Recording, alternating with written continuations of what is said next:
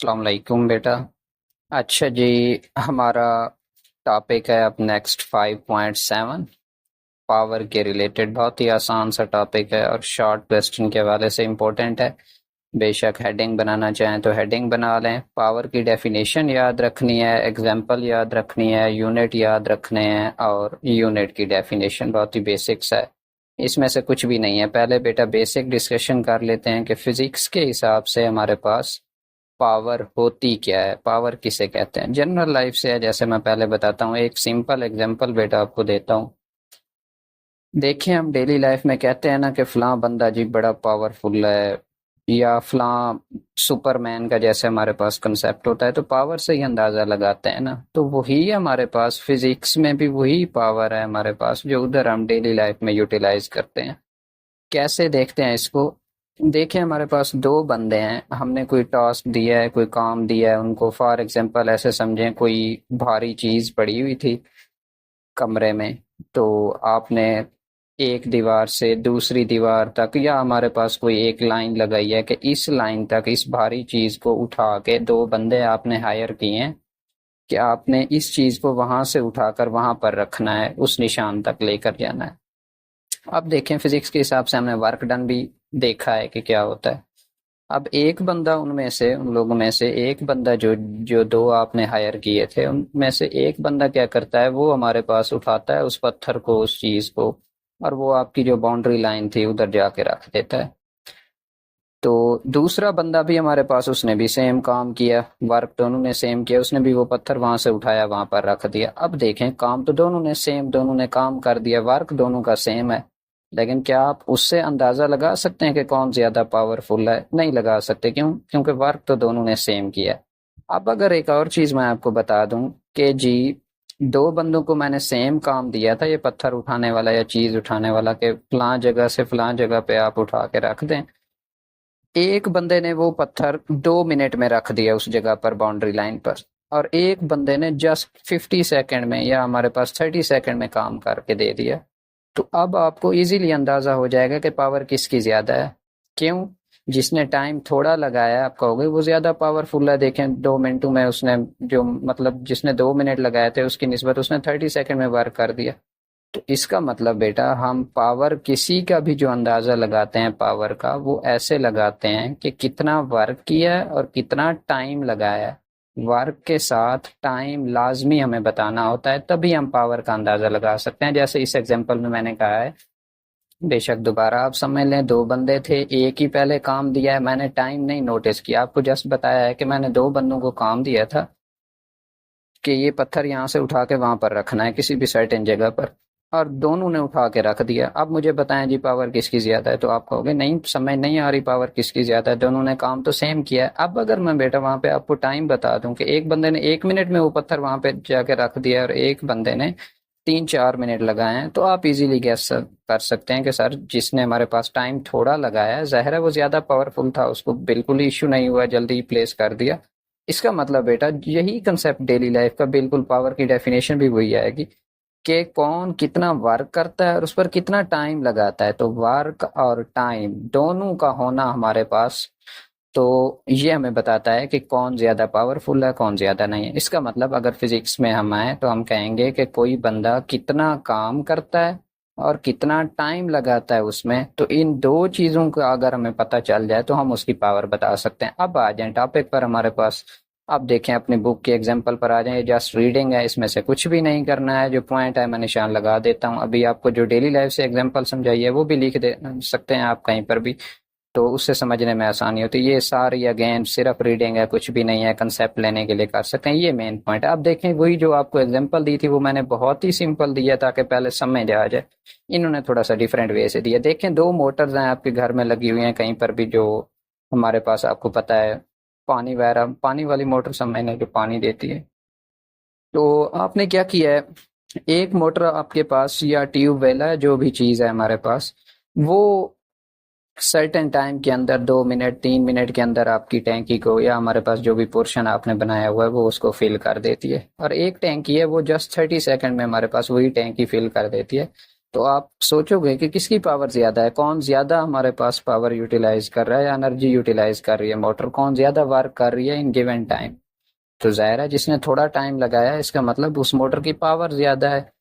तो यहाँ से अंदाजा हो जाता है किन दो चीजों से वर्क कितना किया है। तो देखें वर्क तो दोनों ने सेम किया, दोनों ने ही वही टैंकी फिल करनी थी, एक ने ज्यादा टाइम लगाया एक ने कम, लेकिन हम पावर कैसे बताते हैं, जिसने कम टाइम लगाया और वर्क हमारे पास वही सर्टेन किया है तो उसे हम पावर के कंसेप्ट में ले आते हैं। अब ये वाली लाइन पढ़ें, ये आपकी बुक के हवाले से एग्जाम्पल है, देखें कहता है A bigger motor draws more water during the same interval of time as compared to a smaller one।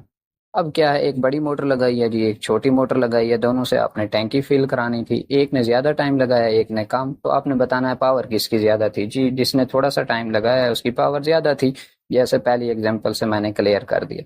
तो बेटा एग्जांपल पहले क्लियर करनी होती है इन टॉपिक्स में ताकि कंसेप्चुअल आपका क्लियर हो जाए टॉपिक। अब डेफिनेशन पर आ जाए, ये एग्जांपल हो गई। डेफिनेशन देखें वही है, power is defined as the time rate of doing work. तो बताया था पहले भी, रेट जहां पर भी फिजिक्स में आ जाए उसका मतलब पर यूनिट टाइम होता है। तो रेट ऑफ डूइंग वर्क, इतनी सी डेफिनेशन है, कौन कितना काम कर रहा है कितने टाइम के हवाले से। या आप ये भी लिख सकते हैं कि rate of doing work simple लिख दें वो भी ठीक है, time rate of doing work लिख दें वो भी ठीक है। तो ये डेफिनेशन बेटा आपने करनी है, ये एग्जांपल हो गई उसकी। उसके नीचे आपके पास देखें मैथमेटिकल फार्मूला लिखा हुआ है, वही है जो हमने डेफिनेशन पढ़ी है, power is equal to work per unit time. यही पढ़ा ना, कितना वर्क करता है कितने टाइम के अंदर। और यही अभी हमने पढ़ा था कि जितना टाइम कम लगाएगा उतनी पावर ज्यादा होगी। तो देखें इनवर्स रिलेशन बन रहा है टाइम और पावर का।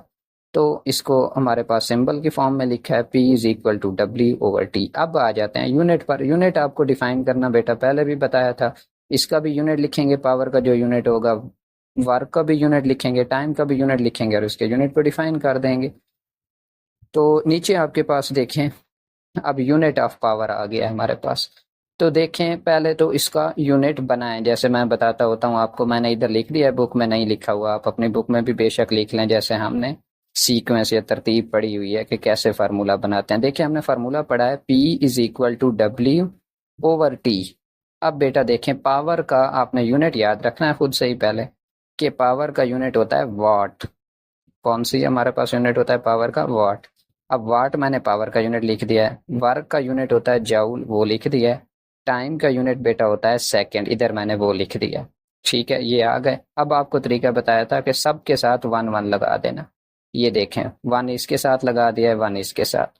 अगर कोई बॉडी 1 जूल वर्क करती है, अगर कोई बॉडी वर्क करती है 1 जूल और टाइम कितना लगाती है 1 सेकेंड, तो पावर उसकी कितनी होगी? 1 वाट होगी। ये सिंपल सी डेफिनेशन है। वर्क करे 1 जूल, टाइम लगाए 1 सेकेंड, तो पावर कितनी होगी? 1 वाट। अब ये वाली डेफिनेशन भी ठीक है, ये वाली याद रखना चाहें, लेकिन देखें अगेन वर्डिंग कैसी थोड़ी सी डिफिकल्ट दे दी है। ये मैंने इधर लिखी है डेफिनेशन, इसको देखें, यही चीज लिखी है, पावर विल बी 1 वाट। पावर आपके पास बेटा 1 वाट होगी if 1 joule of work is done in 1 second. वही देखें डेफिनेशन है जो हमने अभी पढ़ी है। अगर 1 जूल वर्क करे कोई बॉडी 1 सेकेंड में, तो पावर कितनी होगी? 1 वाट। बस ऐसा यूनिट जी पावर का हमारे पास क्या होता है? वाट होता है। ये यूनिट हमने डिफाइन भी कर लिया, यूनिट के बारे में बता भी दिया है। फिर ये लाइन पता होनी चाहिए, वर्क पहले भी बताया हुआ है स्केलर क्वांटिटी है, टाइम भी स्केलर क्वांटिटी है, तो पावर क्या बन जाएगी? देखें पावर वर्क और टाइम दोनों से तो आ रही है, तो पावर भी हमारे पास क्या होगी? स्केलर क्वांटिटी होगी। ये एक्स्ट्रा पॉइंट है, एमसीक्यूज वगैरह के वाले से भी आ सकते हैं, और शॉर्ट क्वेश्चन में आ जाए तो जैसे आपको बताता हूँ कि 2 पॉइंट्स लिखने हैं, तो दूसरा पॉइंट ये वाला भी बन सकता है। अब आ जाए बेटा, नीचे लिखे हुए हैं बिगर यूनिट्स ऑफ पावर, कोई इशू नहीं है, ये आपने प्रीफिक्सेस का टेबल पढ़ा हुआ है। वाट हमारे पास अगर उसके साथ किलो लगा देंगे 10⁻³ वाट के इक्वल होगा। मेगा 10⁻6 के इक्वल होता है, तो 10⁻6 वाट के इक्वल आ जाएगा। इसका मतलब बड़े यूनिट कौन से हैं? Kilowatt, megawatt. Kilo से बड़ा मेगा है हमारे पास। अब बेटा आगे हमारे पास ये एक साइन यूज होता है, ये एमसीक्यूज के हवाले से वेरी इंपॉर्टेंट है, अक्सर एग्जाम में आता है कि 1 हॉर्स पावर कितने के इक्वल होती है। हमारे पास ये वैल्यू है, अब इसमें कोई कंसेप्ट वगैरह नहीं है। 1 हॉर्स पावर बेटा इक्वल होती है 746 वाट के। 1 हॉर्स पावर कितने की इक्वल होती है? 746 वाट के इक्वल हमारे पास। तो ये हमारा देखें पावर वाला टॉपिक बेटा कंप्लीट हो गया। हेडिंग बनाना चाहे नीट में तो जैसे मैं व्हाइट बोर्ड पे पहले लिख के देता था आप लोगों को, तो क्या बनानी है? पावर की डेफिनेशन, पावर की एग्जांपल, पावर का यूनिट, पावर के यूनिट वाट की डेफिनेशन, पावर स्केलर क्वांटिटी है या वेक्टर क्वांटिटी है, पावर के बड़े यूनिट कौन से हैं, किलोवाट, मेगावाट, 1 हॉर्स पावर कितने की इक्वल होते हैं, एमसीक्यूज के हवाले से है। तो ये याद रखना है। बाकी बच्चे जो ज्यादा पढ़ने वाले हैं, जिन्होंने अंदर से भी बेटा एमसीक्यूज याद रखने हैं, बाकी उनको कोई जरूरत नहीं है इतनी, क्योंकि अंदर से फिजिक्स के बेटा 3 एमसीक्यूज मैक्सिमम अंदर से आते हैं। वो आप पता तो नहीं होता किस टेबल से आते हैं। इस बार इस टेबल में से एक एमसीक्यूज आया हुआ था, इसकी कितनी पावर है, वॉशिंग मशीन की कितनी होती है, टीवी की कितनी पावर होती है। अब ये देखे रखा है कि किस चीज की कितनी पावर है, याद रख लें तो अच्छा है। बता देता हूँ जो वेरी वेरी इंपॉर्टेंट है। इसमें हमारे पास माइक्रोवेव ओवन है बेटा, वॉशिंग मशीन है, इलेक्ट्रिक फैन है, एनर्जी सेवर है। ये इंपॉर्टेंट है, ये अक्सर आते हैं एग्जाम में। अगर इस टेबल से देता है कि किसकी कितनी पावर है इन चीजों में से, तो ये टेबल देख लीजिएगा अगर एमसीक्यू के हवाले से करना है। उसके बाद बेटा हमारे पास नेक्स्ट टॉपिक आ रहा है एफिशिएंसी। बहुत ही बेसिक सी अगेन वही पहले कंसेप्ट ले लेते हैं कि एफिशिएंसी है क्या हमारे पास। बेटा उर्दू में कहते हैं हमारे पास एफिशिएंसी सलाहियत, किसी चीज में कितना काम करने की सलाहियत है। जैसे अगर हम किसी भी चीज की एफिशिएंसी सलाहियत चेक करना चाह रहे हैं, तो अगर मैं स्टूडेंट्स की एग्जांपल लूँ, आपकी एग्जांपल लूँ बेटा, तो हम रिजल्ट से एफिशिएंसी देखते हैं। कोई भी हम रिजल्ट बता दें कि इस बच्चे का इतनी परसेंट है, तो उसकी रिजल्ट की जो परसेंटेज होती है वो उसकी एफिशिएंसी बताती है। अब देखें, इसके पहले कंसेप्ट अच्छे तरीके से समझ लें। एफिशिएंसी बेटा होगी कि कितना इनपुट हमारे पास आपने दिया है किसी चीज को, मतलब वही मैंने पेपर बना के दिया है, कितने मार्क्स का टोटल पेपर था, कितनी आउटपुट हमारे पास उसी के रिस्पेक्टिव आउटपुट वही होगा जो आपने गेन किए हैं मार्क्स। तो आउटपुट ओवर हमारे पास इनपुट और मल्टीप्लाइड कर देते हैं 100 के साथ, तो हमारी बेटा क्या आ जाती है, आपकी यही परसेंटेज नहीं आ जाती। जैसे आपकी एफिशिएंसी हमारे पास स्टूडेंट की चेक कर ली है, तो आउटपुट मतलब आप 10 मार्क्स जो उसने स्टूडेंट ने हासिल किए हैं, इनपुट हमारे पास जो हमने पेपर बनाया है टोटल मार्क्स कितने थे मल्टीप्लाइड बाय 100, तो हमें पता चल जाता है कि कितनी एफिशिएंसी है इसमें सलाहियत है काम करने की। बिल्कुल यही कंसेप्ट बेटा फिजिक्स में हमारे पास है। अब इसमें हम चेक करते हैं, देखें डिफरेंट मोटर्स वगैरह पर। आप ऐसा समझे आपने कोई बल्ब लिया है तो उसमें या मोटर लिया है हमारे पास, तो वो आप देखेंगे कि हमारे पास बिजली कितना यूटिलाइज कर रही है, इलेक्ट्रिसिटी कितना यूटिलाइज कर रही है, और इनपुट में एनर्जी आपको कितना हमारे पास आउटपुट में दे रही है जितनी इनपुट में उसने दी है। तो उससे हम बेटा उसकी चेक करते हैं एफिशिएंसी। तो ये हमारे पास अब डेफिनेशन देखें इसकी बेसिक सी। तो ये सारी सिर्फ रीडिंग है। आउटपुट एनर्जी क्या होती है, इनपुट एनर्जी, बेसिक चीजें हैं। पहली जो हम एनर्जी अपनी तरफ से हम देते हैं, ऐसे समझे आपको मोटर इलेक्ट्रिसिटी पे चला रहे हैं, तो आप इनपुट जो इलेक्ट्रिसिटी दे रहे हैं उसको वो इनपुट एनर्जी होगी, और वो मोटर जो वर्क करके आपको दे रही है वो उसकी क्या होगी, आउटपुट एनर्जी होगी। ये इनकी डेफिनेशन अगर बेसिक अपनी तरफ से भी लिखना चाहे ठीक होगी, इसको इश्यू नहीं। अच्छा जी बेटा आगे हमारे पास है इसकी डेफिनेशंस। अब देखें क्या कहा है, the ratio of useful output energy. पहले तो जाहिर है जैसे आपको अपने मार्क्स की एग्जांपल दी है, आउटपुट हमारे पास ऊपर ही आता है, तो रेशियो का मतलब क्या है, ratio of useful output energy. तो देखें आउटपुट एनर्जी ऊपर ही होती है जैसे आपके 10 मार्क्स होते हैं, and the total input energy, और कितनी आपने उसको इनपुट एनर्जी दी है। तो output over input is called efficiency. हमारे पास 100 से मल्टीप्लाइड कर देंगे तो परसेंटेज में आ जाएगी उसकी एफिशिएंसी। तो डेफिनेशन इसका फार्मूला एफिशिएंसी परसेंटेज अगर करेंगे तो परसेंटेज का आपको पता है 100 से मल्टीप्लाई कर देते हैं। तो आपके पास ये है बेटा किसी भी चीज की हमारे पास एफिशिएंसी फाइंड आउट करने का वे। आगे नीचे देखें इसमें कुछ भी नहीं है, बस सिर्फ रीडिंग है। कहता है it is found that the energy output is always less than the energy. अब पहले तो इसका मतलब अच्छे तरीके से समझ लें, एनर्जी की बात बेटा हो रही है इसमें। तो देखें कोई भी मशीन कोई भी चीज आज तक हमारे पास ऐसी नहीं, इसमें हम मशीन की बात कर रहे हैं, कोई भी मशीन कोई भी हमारे पास मोटर आपकी ऐसी नहीं होती जिसकी 100% एफिशिएंसी, पहले ये याद रखना 100% एफिशिएंसी किसी भी चीज की नहीं हो सकती।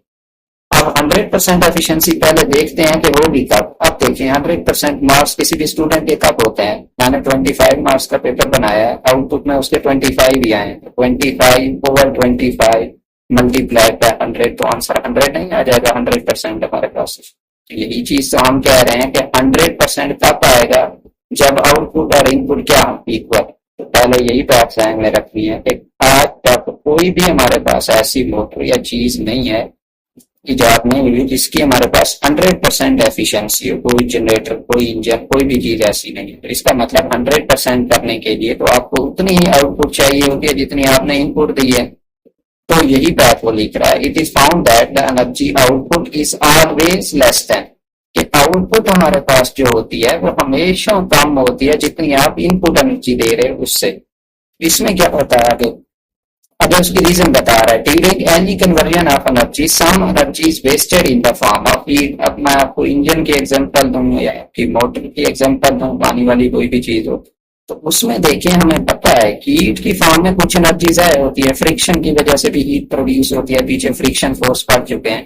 तो मोटर के जो पुर्जे हैं वो आपस में हमारे पास क्या करेंगे, टकराएंगे, या हमारे पास मोटर जैसे चलेगी तो स्लाइडिंग फ्रिक्शन है हमारे पास, उसकी वजह से हीट प्रोड्यूस होगी। हीट प्रोड्यूस होगी तो कुछ एनर्जी जाया नहीं हो रही। इसका मतलब जो आपने इनपुट दी थी उससे तो आउटपुट आपको कम मिलेगी क्योंकि कुछ एनर्जी जाया हो गई है।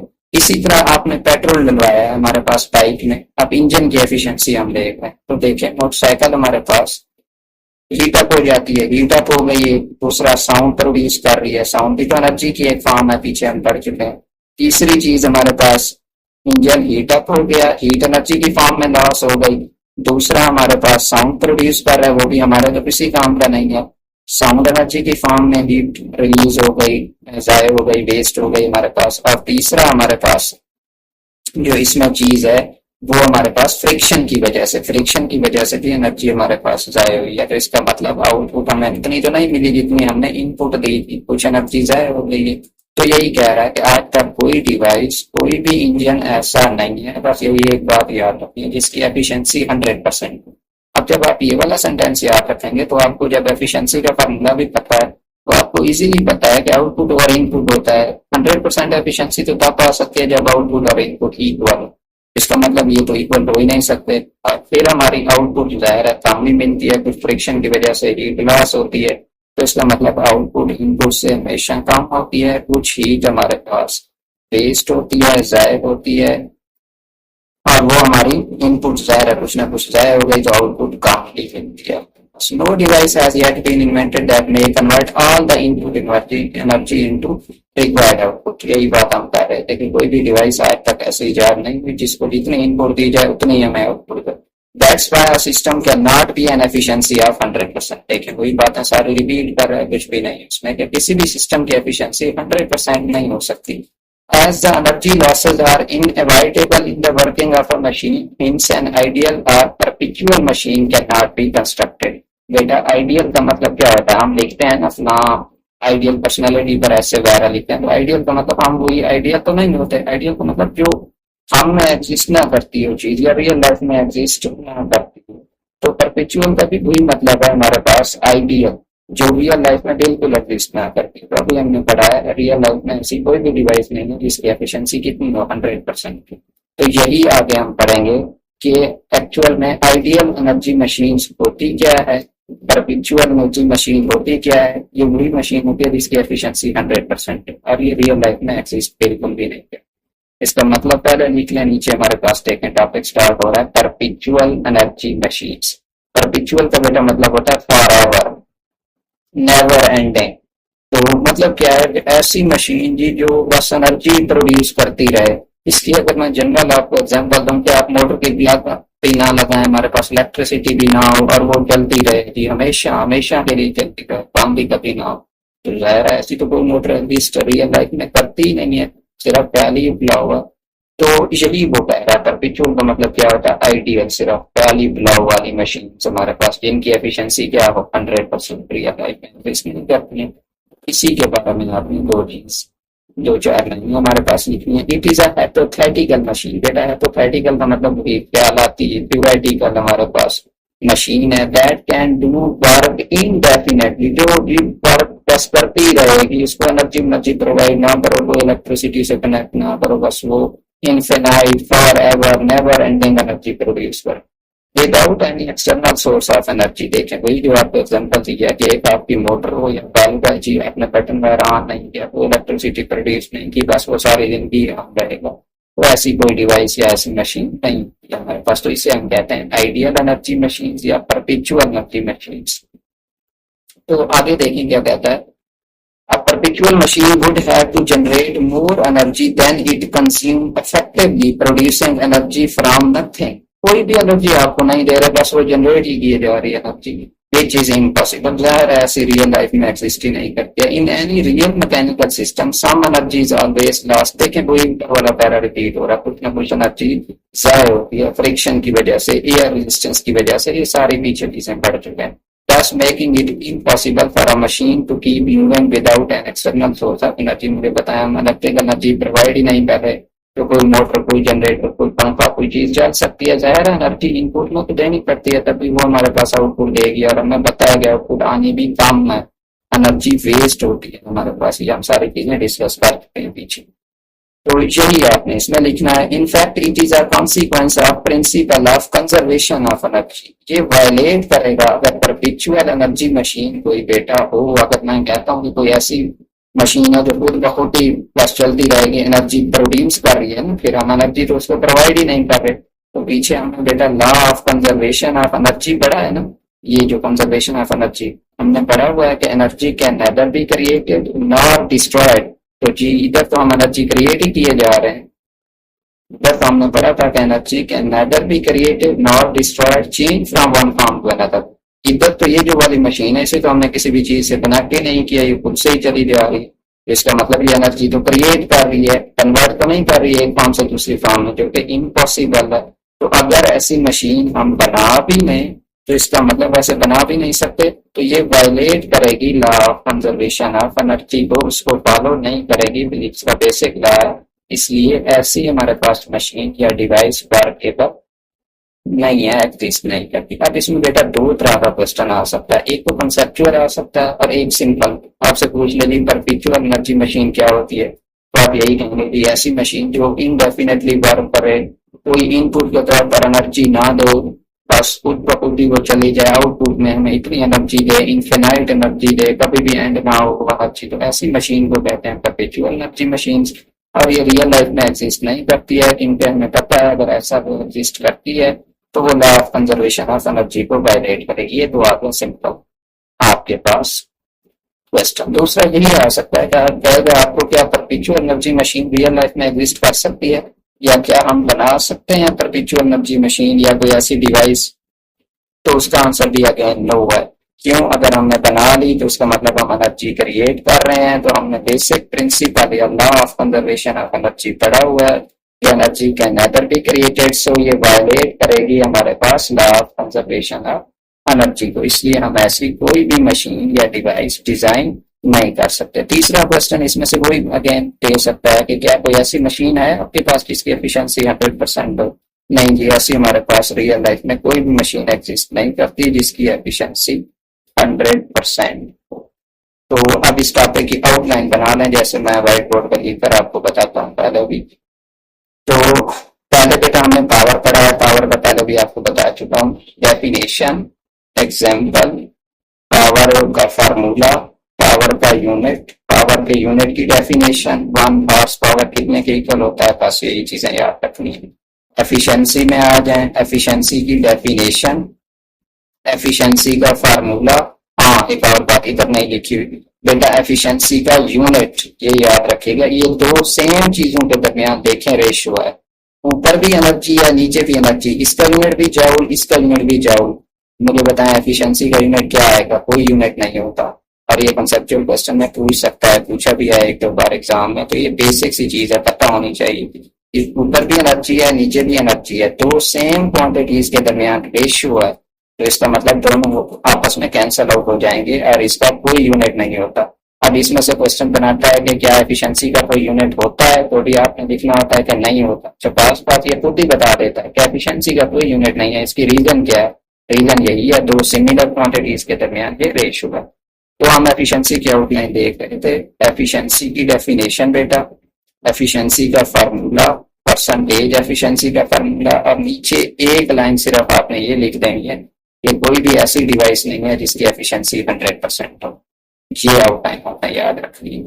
और फिर अगेन इसमें से कंसेप्चुअल क्वेश्चन जैसा भी बनाता रहे आपको, अगर पता होगा कि किसी भी डिवाइस की एफिशिएंसी 100% नहीं है, कि रियल लाइफ में एनर्जी लॉस्ट होती है, जाया होती है हीट की फॉर्म में, तो किसी भी तरह का क्वेश्चन को दे दे, आप उसका आंसर तो यही बनेगा। आगे वही जो परपेचुअल एनर्जी मशीन्स हैं उसका आपको बताया, दो टाइप का क्वेश्चन बन सकता है, दोनों का आंसर सेम ही रहेगा। इसके बारे में यही पता होना चाहिए। ये हाइपोथेटिकल ख्यालाती ब्लॉक वाली मशीन है जिसकी ऐसा समझें बस आप इनपुट दे ही नहीं रहे, वो चली जा रही है for ever never ending condition में हमारे पास एनर्जी दिए जा रही है। और ऐसी मशीन रियल लाइफ में एग्जिस्ट नहीं करती है।